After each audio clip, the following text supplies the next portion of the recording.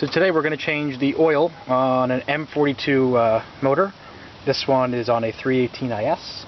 To start, you might want to put the car on some ramps or a jack.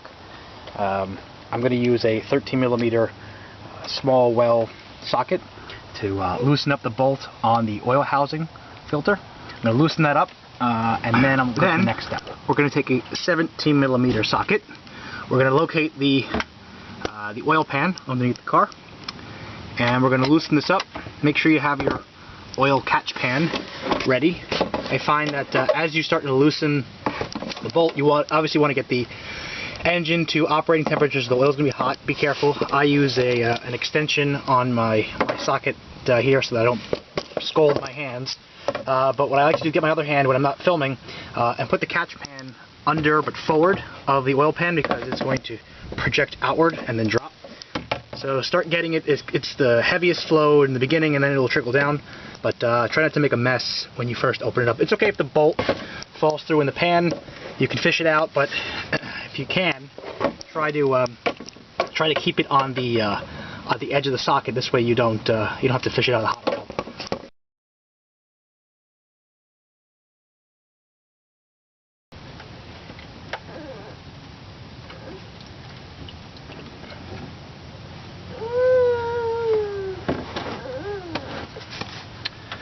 And over time, the flow will fall backwards as the velocity of the oil lowers, and you just want to catch all this stuff and not make a mess. So, you can't see from up top, I'm going to pour a little bit of new oil into the crankcase here, and my goal is to get a little bit of, kind of run some of the old oil out by flushing it out with some new oil. I'm not going to use a lot. As you see, the trickle changed a little bit. Right. And that'll help get some of the old sediment. When you loosen the oil filter housing nut, you might get some oil that will spill out along the side. I just put some paper towels along the side to kind of catch it. I like to try to be clean. Once you loosen this up, you can pull this out all the way. It might be hot if the engine's at operating temperature. So you can use a paper towel. I know this is common sense stuff, but I'm trying to be thorough. Pull this out. It might make a little mess when you extract it, so you maybe want to catch it with a free hand. In an effort to be clean, I will take out the old filter and either put some plastic bags around the engine bay. I'll use the new box for the new oil filter to grab the old one. Next, I'll take a paper towel and clean the matting surface on top of the oil filter housing. To install the new filter, simply just drop it into place. There really isn't a right side. They're both kind of the same. They both have that rubber O-ring in the middle, so it shouldn't really matter. Use a pick if you have, or a screwdriver, to remove the old O-ring from the top of the housing cap, and then throw that out. Then you're going to take your new O-ring, and you're going to get a little bit of new oil from the cans, and you're going to kind of lubricate the rubber around it, and then reinsert it back into the. As you can see here, it's hard to do with one hand, but I started to put some new oil, fresh oil, on the O-ring. On the end of the bolt, there's a little O-ring, and believe it or not, you gotta take that off. So use my pick, and in the bag that you get the new filter with, you'll also get a new O-ring. You're gonna use that. I'm gonna pick this one off. Eventually, sometimes it just deteriorates.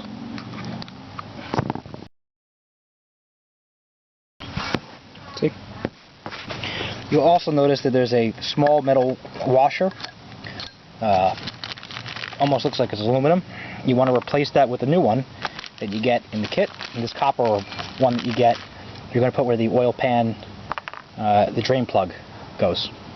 To the best of your abilities to prevent or reduce oil starvation on startup after you change your oil, some people recommend that you pre-saturate the oil filter. You do that simply by pouring some oil along the perimeter of the filter here. You don't want to pour it in the center. That's kind of useless. And the idea is you'll kind of pre-saturate the filter media so that when it starts up, it's not completely dry and it takes time to get into the engine. I did it already on mine. I usually do it on all my cars. Once you're ready to start putting everything back together, put the bolt through the top of the housing. Make sure that your the new washers on the bottom tip there, the new crush washers in the top, and then put it back onto the housing there.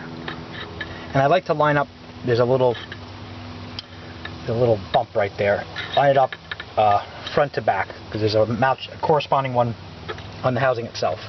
And then you want to torque this to spec, which isn't very much. I think it might be like 20 Newton meters, something really small. Then when you're ready to put the drain bolt back in, just take a paper towel. I like to clean the area a little bit. You might have some remnant oil seepage, and that's okay. But I try to clean it the best I can. I'll put the crush washer back on the, oh, it's really dark in here, back on the bolt, and then I'll hand thread it in.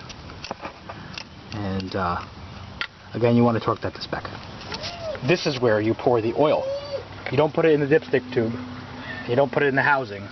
You put it here. There's a little cap to screw off.